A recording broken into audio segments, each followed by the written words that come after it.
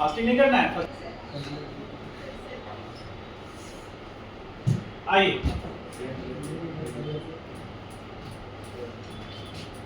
देखिए bites of law में ये जो स्टेटमेंट है करंट एलिमेंट, इसमें ध्यान से समझना है थोड़ा सा। इससे पहले हम लोग क्या फॉर्मूला देखे थे, F बराबर Q V क्रॉस B। ये फॉर्मूला किसके लिए एप्लीकेबल था? यहाँ V क्या है? अरे किसका? मेरा, आपका, या हमारे पड़ोसी का? चार्ज का। ठीक, और B क्या है? किसका? आपका, हमारे पड़ोसी का, किसका? हाँ,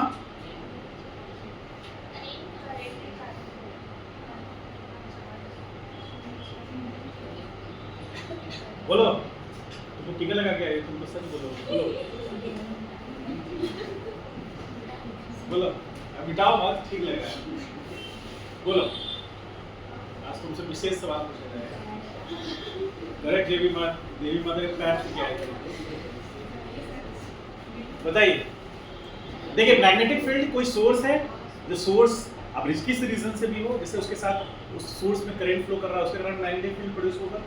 तो किसी सोर्स का मैग्नेटिक फील्ड है, उस रीजन में यदि कोई चार्ज पार्टिकल है, कितना मैग्नीट्यूड का? Q चार्ज का, तो वो उसके पास वेलोसिटी होगा, रेस्ट होगा, तो मैग्नेटिक फोर्स लगेगा ही नहीं। यदि वो मोशन कर रहा होगा तब उसका वेलोसिटी होगा, तो वेलोसिटी और मैग्नेटिक फील्ड का क्रॉस प्रोडक्ट है, और यहाँ चार्ज Q है। तो वो कब है? वो चार्ज पार्टिकल यदि किसी मैग्नेटिक फील्ड में v वेलोसिटी से मूव कर रहा है तब। उसके बाद एक और फार्मूला आया था, F बराबर L इंटू क्या आया था? हाँ, I into L cross B आया था। तो वो क्या था? लाइन वेक्टर था, मैग्नेटिक फील्ड था। वो कंडीशन कब था कि यदि किसी करंट कैरिंग वायर को हम यदि यूनिफॉर्म मैग्नेटिक फील्ड में रखते हैं या मैग्नेटिक फील्ड में रखते हैं, तो उसके कारण क्या मैग्नेटिक फोर्स होगा उस वायर पर। ठीक है, जब उसमें से करंट फ्लो कर रहा है तब। तीसरा केस उसी से मिलता जुलता है, magnetic field at a point due to current element. अब ये बायट-सावर्त लॉ कैसे अलग है? तो बायट-सावर्त लॉ का कहना है कि यदि कोई करंट कैरिंग वायर है, उसके कारण जो मैग्नेटिक फील्ड प्रोड्यूस होगा, उस मैग्नेटिक फील्ड में यदि किसी पोजीशन पर हम देखना चाहेंगे कि मैग्नेटिक फील्ड का इंटेंसिटी कितना है, तो हमको इसका लॉ फॉलो करना पड़ेगा। वो सारे मैग्नेटिक फोर्स के बारे में डिस्कस हो रहा था, लेकिन यहाँ पर किसके बारे में डिस्कशन होगा?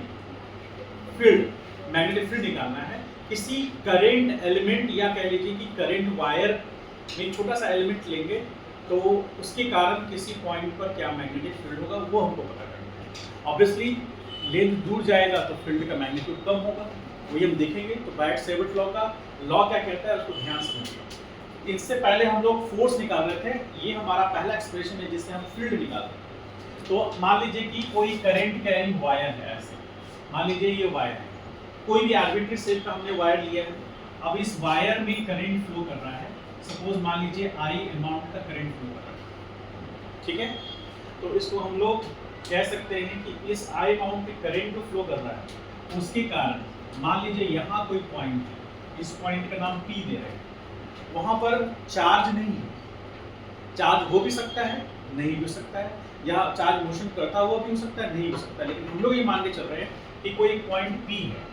जैसे इलेक्ट्रोस्टैटिक फील्ड में हम मानते थे कोई पॉइंट है, उस पॉइंट पर फील्ड का इंटेंसिटी कितना होगा, वहाँ पर चार्ज नहीं भी होगा तो भी तो हम फील्ड का इंटेंसिटी पता कर सकते हैं। सेम वही कॉन्सेप्ट यहाँ पर कि इस पॉइंट पर हमको पता करना है कि मैग्नेटिक फील्ड क्या होगा। यहाँ चार्ज रहे ना रहे, मोशन करे ना करे, कोई फर्क नहीं पड़ता, उस पॉइंट पर हमको पता करना है क्योंकि स्पेस में है। तो अब इसमें देखिए ये करंट है, अब इसका हम एक टेंजेंट ड्रॉ कर सकते हैं किसी भी पॉइंट के लिए। तो एक टेंजेंट मान लीजिए हम ऐसे ड्रॉ कर रहे हैं, तो उस लाइन पर ये एक टेंजेंट ड्रॉ किया हुआ है। तो यहाँ से हम ले रहे हैं एक करंट एलिमेंट, ये DL। DL क्या है? करंट एलिमेंट वेक्टर है, यानी लेंथ, जो एलिमेंटल लेंथ वेक्टर है। तो एलिमेंटल लेंथ वेक्टर मतलब छोटा सा लेंथ लिया गया है इस वायर का, वायर आर्बिट्री शेप का है, तो छोटा सा एलिमेंटल लेंथ लिया गया है। ये दिखाने के लिए इतना बड़ा दिखाया है लेकिन छोटा सा है, इनफाइनाइट में इसमें स्मॉल चेंज है, वो छोटा सा है। तो उसका एक टेंजेंट ड्रॉ किए तभी तो वो लेंथ हमको स्ट्रेट नजर आ रहा है। अब क्या कर रहे हैं, यहाँ से हम एक इसके सेंटर पॉइंट से, लेंथ वेक्टर तो ऐसे भी सेंटर पे ही है, वहां से हम एक लाइन ड्रॉ कर रहे हैं और वो एक हमारा वेक्टर की तरह ट्रीट कर रहा है जिसको हम लोग आर वेक्टर बोलते हैं। अभी तक हम कितने फिजिकल क्वांटिटीज डील कर रहे हैं? पहला करंट, दूसरा एलिमेंटल लेंथ वेक्टर, ठीक। उसके बाद पोजीशन वेक्टर। पोजीशन वेक्टर कहाँ से कहाँ? जहाँ लेंथ वेक्टर है वहाँ से जिस पॉइंट को हम लोग फील्ड पता करना है उस पॉइंट का पोजीशन वेक्टर आर। उसके बाद इसके साथ एंगल बनेगा, इस एंगल को हम मान रहे हैं थीटा बना रहे हैं। ये थीटा एंगल कौन सा है? थीटा एंगल है लेंथ वेक्टर और पोजीशन वेक्टर के बीच का एंगल, ठीक है। तो हम मानेंगे कि let I be the current passing through the current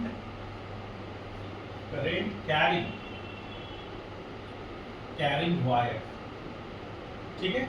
wire we have taken क्या? a small elemental length vector dl which makes angle theta with the position vector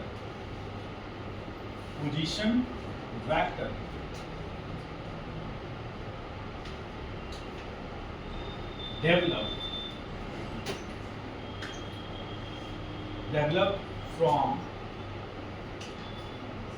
dl to point P, ठीक है। dl vector two point P। ये तीन चार चीजें हो गई। एक तो हो गया हमारा करंट डिफाइन हो गया, एलिमेंटल लेंथ वेक्टर डिफाइन हो गया, पोजीशन वेक्टर डिफाइन हो गया और एंगल डिफाइन हो गया। इतना सारा पॉइंट्स डिफाइन हो गया, ठीक है। अब इसके हम लोग आगे चलते हैं। तो अब कहता लॉ क्या कहता है? यदि कोई करंट कैरिंग वायर है, उससे आई अमाउंट का करंट फ्लो कर रहा है, तो उसका जो एलिमेंटल लेंथ वेक्टर है उसके साथ जो एंगल बनाएगा, किसके साथ एंगल बनाएगा? तो पोजीशन वेक्टर, उसके हम वहाँ से ड्रॉ करेंगे। तो पोजीशन वेक्टर जो एंगल बनाएगा थीटा, तो उस अब वो कह रहा है कि लॉ कैसे डिफाइन हो रहा है? तो लॉ डिफाइन कर रहा है सो according to Biot-Savart law क्या कहेगा? स्मॉल एलिमेंटल डीबी क्या बोलेंगे हम लोग इसको? स्मॉल एलिमेंटल मैग्नेटिक फील्ड कहां पर? फील्ड एट ए पॉइंट, किस पर? P, ड्यू टू एलिमेंटल, अरे क्या हो रहा है? Line length vector dl। Elemental length vector dl के कारण किसी पॉइंट पर जो मैग्नेटिक फील्ड निकलेगा वो भी तो छोटा ही निकलेगा, इसीलिए वहां पर छोटा सा db है। db एलिमेंटल मैग्नेटिक फील्ड, क्योंकि किसके कारण डेवलप हो रहा है? क्योंकि elemental line vector length vector के कारण डेवलप हो रहा है। एलिमेंटल लेंथ वेक्टर के कारण डेवलप हो रहा है, इसलिए छोटा सा मैग्नेटिक फील्ड डेवलप हो रहा है। जब पूरे वायर निकाल लेंगे, कारण लेंगे, तो इसका इस पॉइंट पे निकालेंगे। चूंकि ये अभी आर्बिट्री शेप का लिया हुआ है, लेकिन जब हम निकालेंगे तो एक हमारे पास डिजायर्ड लेंथ होगा, मतलब या तो स्ट्रेट वायर होगा या सर्कुलर वायर होगा, सेमी सर्कुलर होगा, स्फेरिकल होगा, कोई एक फिक्स डायमेंशन में होगा। अभी ये फिक्स नहीं है, इसलिए एलिमेंटल लेके चल रहे हैं। और हमने से टॉपिक का नाम भी रखा है करंट एलिमेंट, क्योंकि छोटा सा एलिमेंटल लाइन लेंथ वेक्टर होगा तो उसमें करंट भी तो करंट एलिमेंट होगा, ठीक है। समझ रहे हैं? क्लियर है ये चीज? ये डेरिवेशंस रहेगा ही रहेगा आपके एग्जाम में, ठीक है। आगे देखते हैं इसमें। तो अब इसके करस्पॉन्डिंग निकाल रहे हैं। तो लॉ क्या कहता है? According to law dv is directly proportional to किसके? करंट आई, उसके बाद डीएल क्रॉस आर डिवीजन में। आप इसको ऐसे लिख सकते हैं, ऐसे लिख सकते हैं, ठीक है। ये लॉ बोलता है। अब इसको डायरेक्टली प्रोपोर्शनल को हटाना है तो हम क्या करेंगे, dv is equal to 1/4 pi epsilon not into c square. c क्या है? हाँ, velocity of light into i dl cross r, division में r। ये लॉ के अकॉर्डिंग आपका डेरिवेशन एक्सप्रेशन है। अब आप बोलेंगे सर इसका रिजल्ट, इसका डायरेक्शन कैसे निकलेगा? तो इसका डायरेक्शन डिफाइन होगा dl क्रॉस r से। dl किधर है? ये है dl, और हमको किधर ले जाना है? dl cross r। तो dl ऐसे हुआ क्रॉस r। तो मान लीजिए कि ये जो प्लेन है, जिस प्लेन में dl और r है, वो प्लेन xy प्लेन है मान लेते हैं। सपोज करें आप इसको ऐसे डिनोट कर सकते हैं, ये x है और ये y है, ठीक है, ये हो गया z एक्सिस। तो इसके अकॉर्डिंग चलिए तो dl और r दोनों xy प्लेन में हैं।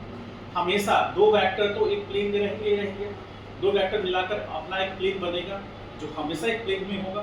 तो ये dl और r हम मान सकते हैं xy प्लेन में। तो इसका जो रिजल्टेंट निकल रहा है क्रॉस प्रोडक्ट करने से, तो dl क्रॉस r करने से जो हमारा अंदर की तरफ जा रहा है, इसका मतलब है इस पॉइंट पर जो हमारा मैग्नेटिक फील्ड का डायरेक्शन होगा वो क्रॉस होगा। यानी कि इस पॉइंट पर मैग्नेटिक फील्ड ऐसे आ रहा होगा और ऐसे इंटर कर रहा होगा, फिर निकलेगा, फिर ऐसे इंटर करेगा। समझ गए? तो उस पॉइंट पर हम क्या देख रहे हैं कि dl क्रॉस r करके अंदर की तरफ, यानी कि उस पॉइंट पर अंदर की तरफ मैग्नेटिक फील्ड जा रहा है। समझ गए? आज हम लोग मैग्नेटिक फील्ड का इमेजिनरी लाइंस भी बनाए, समझेंगे कि मैग्नेटिक फील्ड कैसे मतलब रिप्रेजेंट होता है। दिखिएगा तो नहीं, लेकिन कैसे रिप्रेजेंट होता है, ठीक है। अब इस पॉइंट के ये डायरेक्शन तो क्लियर हो गया। अब यहाँ से इसको निकाल ले dv, तो dv बराबर क्या आ जाएगा? dv is equal to magnitude wise देखेंगे तो 1/4 पाई एप्सिलॉन नॉट, इसको भी करने वाले हैं clear, i dl by r square, ऐसा लिख सकते हैं। और यहाँ साइन थीटा आएगा, साइन थीटा मैग्नीट्यूड वाइज में ऐसा लिख सकते हैं हम। ठीक, तो ये मैग्नीट्यूड टर्म में हो गया। अब हम लोग इसमें से डिफाइन कर रहे हैं एक टर्म को, और उस टर्म का नाम क्या है? यहाँ देखो, where 1/4 pi sorry 1 epsilon not into c square बराबर क्या होगा? Mu not. इसी को क्या बोलेंगे?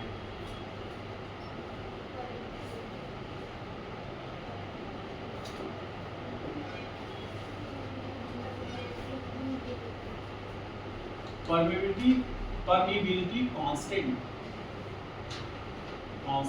फॉर वैक्यूम, ठीक है। क्या है? परमिबिलिटी कांस्टेंट फॉर वैक्यूम, ठीक है, जो हम लोग पढ़ चुके हैं। किसमें? 1/4 पाई एप्सिलॉन नॉट में पढ़े हैं हम लोग।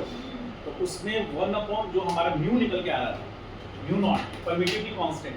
तो यहाँ पर यहाँ पर क्या है? 1 epsilon not into c square बराबर म्यू नॉट होगा। इसका वैल्यू कितना होगा?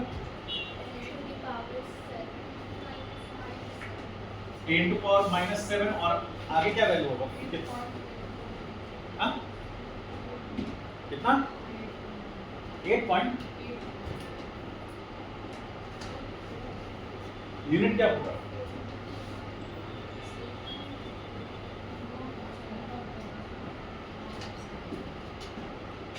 कोड होता है कि नहीं होता देख लेते हैं। जहाँ तक मुझे याद आ रहा है यूनिट सही है। यूनिट क्यों ऐसा होगा? देखिए ध्यान से, इसी में लीजिए 4 पाई का तो आपका कोई यूनिट नहीं होगा, 1/c एप्सिलॉन नॉट, इसकी जगह पर क्या लिख सकते हैं? Mu naught. अब यहाँ थीटा का कोई यूनिट नहीं होगा, इसका होगा मीटर और इसका मीटर स्क्वायर, तो कट करके मीटर बचा, ऊपर में एम्पियर बचा। ये पूरा टर्म इधर आएगा तो टेस्ला इनटू मीटर बाय, तो ये इसका वैल्यू होगा, ठीक है।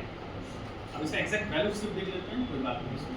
अब इसका यदि वैल्यू इतना है, एक सेकंड, 4 पाई है, ठीक तो है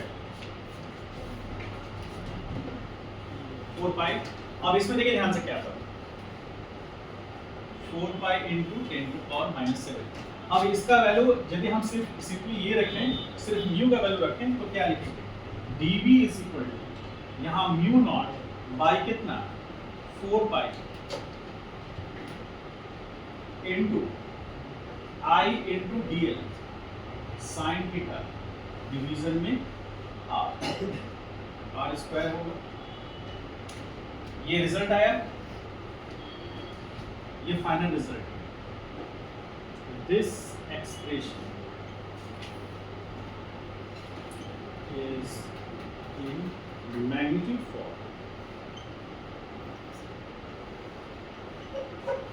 form of Biot 7। ठीक है, चलिए इसको राइट आउट कीजिए, कंप्लीट कीजिए।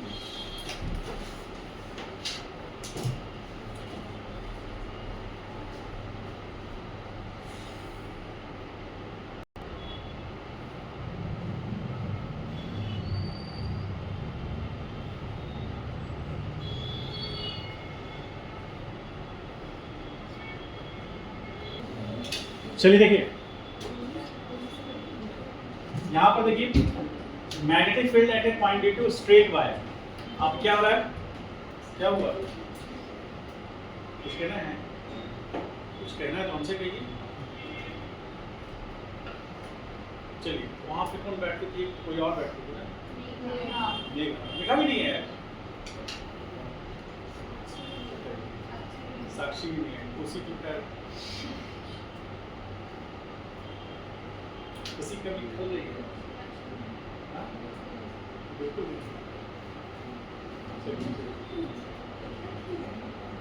आइए अब यहाँ ध्यान देते हैं, फोकस कीजिए आप। किसी वायर जो किसी पॉइंट पे हमको मैग्नेटिक फील्ड निकालना है, किसके कारण निकालना है, इस करंट कैरिंग स्ट्रेट वायर, उसमें आर्बिट्रेरी सेट का था, यहाँ स्ट्रेट वायर कैसे निकालेंगे तो देखिए, उसका एक्सप्रेशन जो आएगा वही हम लोग और जगह पे अप्लाई कर सकते हैं। ध्यान समझिएगा, एक हमारे पास करंट कैरिंग स्ट्रेट वायर है, ठीक, मान लेते हैं ये पॉइंट, इस पॉइंट को हम मानते हैं M, इस पॉइंट को हम मानते हैं O, और इस पॉइंट को मान लेते हैं N। ठीक है, आगे देखिए क्या होगा। अब इसी जो O पॉइंट है वहां से हम एक पॉइंट ले रहे हैं, ये इस पॉइंट का नाम हमने P रखा है, और ये दूरी, ये डिस्टेंस हमने, ये डिस्टेंस जो मानेंगे, डिस्टेंस को D मान लेते हैं। समझ पा रहे हैं, ये डिस्टेंस कितना है D। तो अब यदि मान लेते हैं कि ये लेंथ, अभी उसके लिए हम नहीं चलते, हम यहाँ से कोई एक पॉइंट ले रहे हैं, ये पॉइंट, और इस पॉइंट को ये L लेंथ मानना है, तो L लेंथ पर हम एक पॉइंट ले रहे हैं, और यहाँ पर एलिमेंटल जो लेंथ वेक्टर ले रहे हैं, तो वो इसका डायरेक्शन ये है, DL हो गया ये, और उस पॉइंट P पर हमको डायरेक्शन लेना है, तो हम ये ले रहे हैं। ठीक है, तो ये से इसको मैच करा रहे हैं, यही हमारा R बनेगा। ठीक है, ये लेंथ कितना होगा R, ये एंगल को हम क्या मान रहे हैं, थीटा, है ना। सेंटर पॉइंट से ये लेंथ टोटल कितना है L, ये R होगा, इस लेंथ को हम D मान सकते हैं। ठीक है, तो हमें क्या निकालना है, अकॉर्डिंग टू बायट-सैवर्ट लॉ,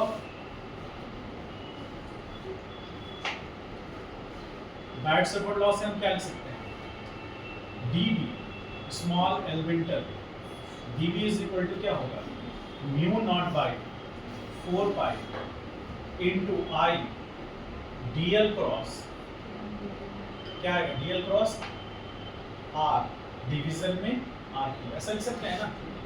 तो dB मैग्नीट्यूड वाइज बात करें तो dB mu naught upon 4 pi I DL R sin theta upon R cube.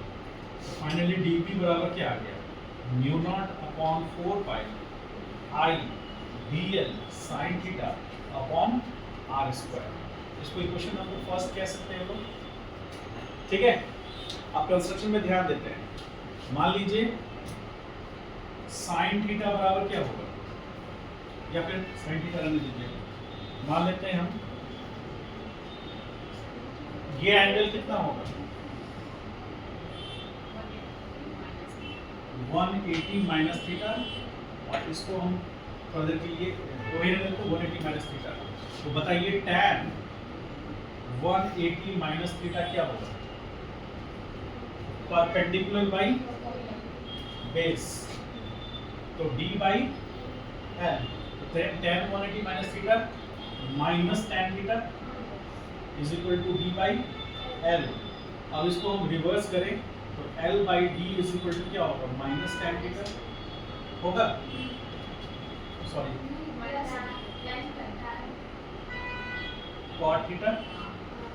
तो दिस इंप्लाइज आप यहाँ से लिख सकते हैं cot theta is equal to minus d cot theta is equal to minus l, लिख सकते हैं हम लोग, ठीक। अब d cot माइनस l बराबर d cot थीटा लिख सकते हैं, या फिर l बराबर माइनस d cot थीटा लिख सकते हैं।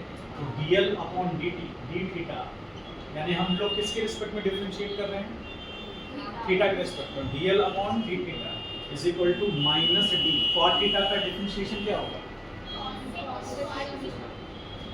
तो cosec स्क्वायर थीटा, माइनस में या प्लस में, अरे cot थीटा का जब डिफरेंशिएशन करेंगे तो minus cos square cosec square theta होगा, माइनस होगा तो ये प्लस हो जाएगा, ठीक है। तो फाइनली आप यदि dl बराबर लिखना चाहते हैं, dl बराबर क्या लिख सकते हैं, d cosec square theta d theta, ऐसा लिख सकते हैं, बोलो ठीक है ये, ठीक। तो ये एक एक्सप्रेशन हमको आगे काम देगा, इसलिए इसको राउंड अप कर रहे हैं, ठीक है। अब आगे बढ़ते हैं साइन थीटा। साइन थीटा क्या होगा, इस केस में साइन 180 माइनस थीटा क्या होगा,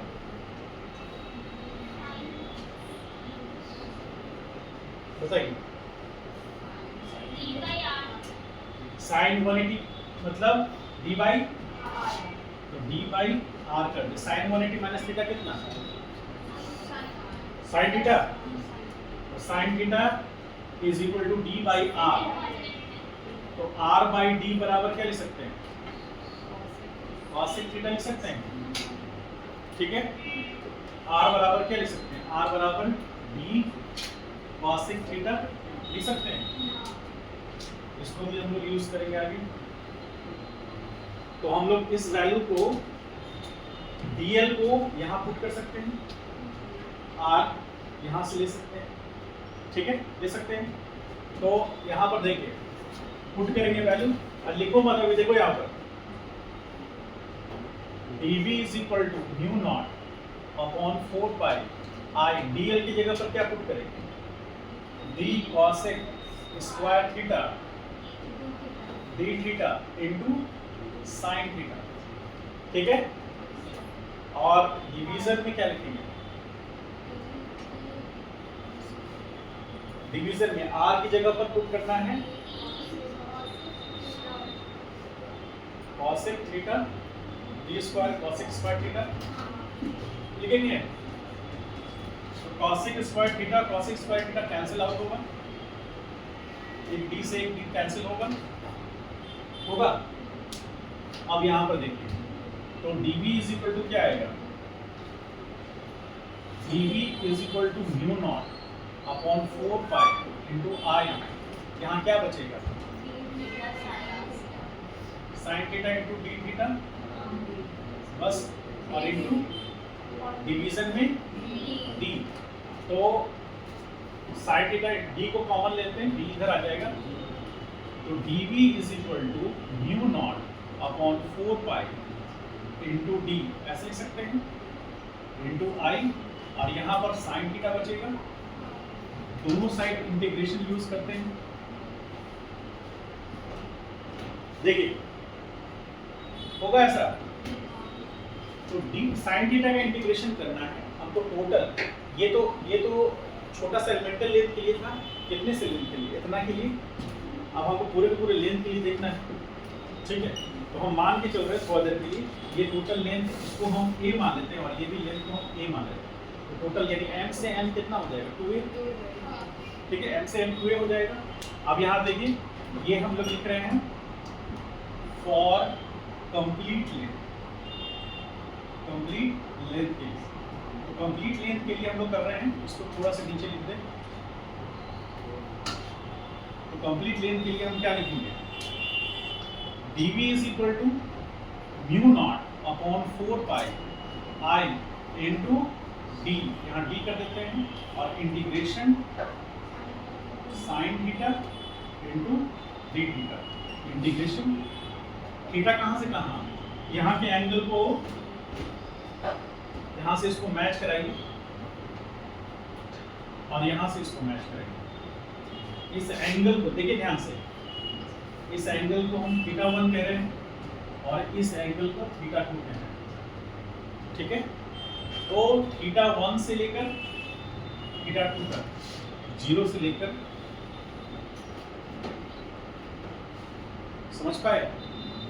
तो यहाँ पर इंटीग्रेशन, तो ये b आ जाएगा बराबर mu naught i upon 4 pi into d, और यहाँ पर साइन थीटा का इंटीग्रेशन वेरी गुड, ये आ जाएगा θ1 into θ2, b is equal to mu naught into i upon 4 pi into D.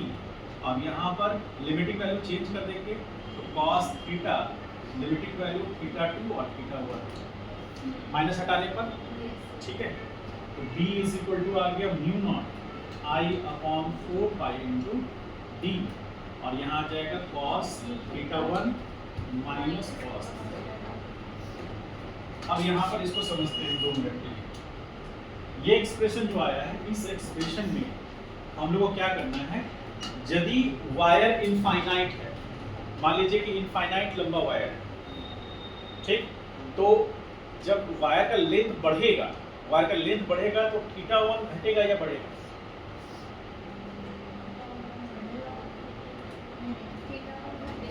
हाँ, थोड़ा सा बताइए, बोलिए, आप बोलिए।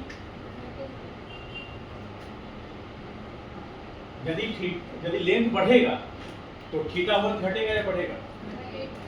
बढ़ेगा, घटेगा, यानी कि θ1 0 की तरफ जाएगा। θ2 क्या होगा? बढ़ेगा, तो वो कहाँ तक जा सकता है? इंफिनिटी कैसे जाएगा? θ 180 तक जाएगा। लेंथ बढ़ता जाएगा तो θ2 और बढ़ता जाएगा और 180 तक मैच कर जाएगा, θ1 0 हो जाएगा। तो फॉर, यहाँ पर देख लीजिए, फॉर इनफाइनाइट लेंथ क्या हुआ, रो क्यों रहे, θ1 टेंस टू 0 और θ2 टेंस टू 180। तो b इज इक्वल टू क्या होगा, mu naught into i upon 4 pi into d, और यहाँ पर पुट कीजिए cos 0 minus cos, final result क्या होगा, b mu naught i upon 4 pi into D, ये कितना हो जाएगा, होगा। तो फाइनली b बराबर क्या आएगा, ये बहुत इंपॉर्टेंट रिलेशन है, ये कई बार पूछा हुआ है, नहीं भी तो कम से कम हम लगता है कि 5-6 बार पूछा हुआ है। बहुत इंपॉर्टेंट रिलेशन है, ये किसके लिए है,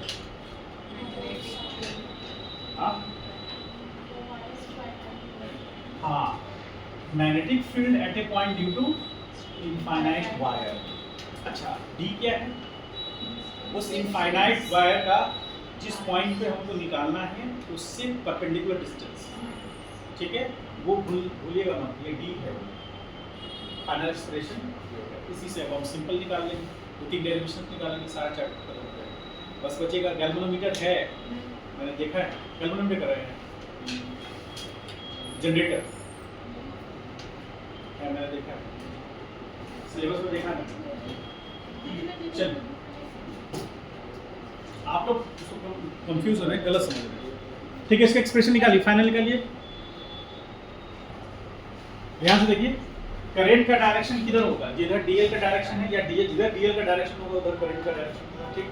तो अब हमको पता करना है कि यदि इस चार्ज पार्ट इस इलेक्ट्रिक करंट कैरिंग वायर के कारण किसी पॉइंट पर हमको मैग्नेटिक फील्ड का मैग्नीट्यूड मिल गया, कब?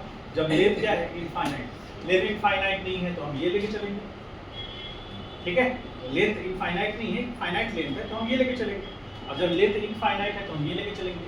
अब डायरेक्शन क्या होगा? करंट का डायरेक्शन हमारे थंब का डायरेक्शन है और पाम का डायरेक्शन इधर टर्न कर रहा है, इधर टर्न करेगा उधर मैग्नेटिक फील्ड का। तो इस पॉइंट पे भी मैग्नेटिक फील्ड का डायरेक्शन किधर होगा? इनवर्ड होगा। अब यदि आप ये कहेंगे यहाँ पर डायरेक्शन इनवर्ड है, आप यदि कहेंगे सर यदि मान लीजिए करंट नीचे है तब क्या होगा?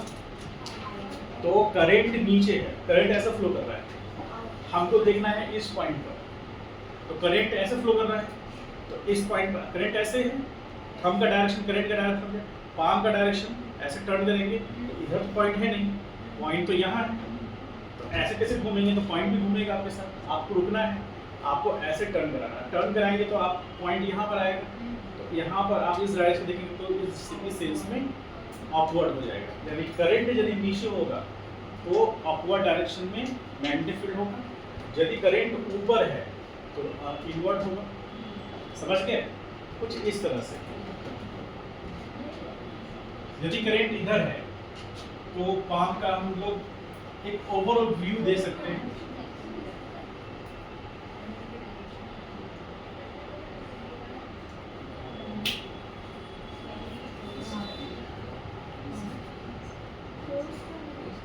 क्या फोर्स का? पाम का डायरेक्शन हम ले सकते हैं, पाम का डायरेक्शन हम अंदर की तरफ ले सकते हैं, ठीक है? अंदर की तरफ यानी कि क्रॉस। और यदि करंट नीचे है तो उस केस में क्या होगा? बोलिए, बोलो उस केस में। उस केस में करंट का डायरेक्शन किधर होगा? होगा। तो इस केस में अंदर की तरफ, इस केस में अपवर्ड, यानी कि परपेंडिकुलर टू द प्लेन। क्या नीचे होगा? अच्छा हाँ सॉरी, अपना ढंगा भूखा है, नीचे कर दीजिए, क्या ठीक है? Perpendicular to the plane of board towards the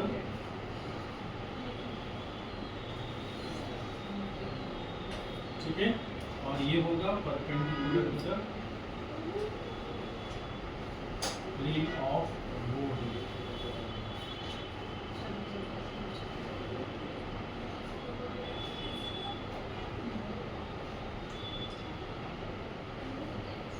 पीछे बैठ के नहून कहानी बहुत बनाती है, पिच थोड़ा सा लाउड है, तुरंत मेरे तक आवाज आ जाता है, इतना खाली बोलते हैं हम लोग, कान सुनाई देता है। तुम आगे यहाँ बैठा देंगे फिर से, ठीक है? तुम यहाँ क्यों नहीं बैठती हो? यहाँ बैठो, यहाँ पे दिक्कत नहीं है, यहाँ पे तो ठीक है, ज्यादा, हाँ ज्यादा अच्छा। तो फिर क्यों करते रहती हो? जब वहां से ज्यादा अच्छा दिखता है तो पढ़ो, तुम उसको भी कहो कि मेरे तक आवाज आ जाता है, ऐसा सोचो कि उस तक पहुंचे, मेरे तक ना पहुंचे, ठीक है? ऐसा करो। चलिए, हो गया राइट ऑफ, इसको आज इतना ही खत्म करते हैं। जाइए बर्थडे मनाइए।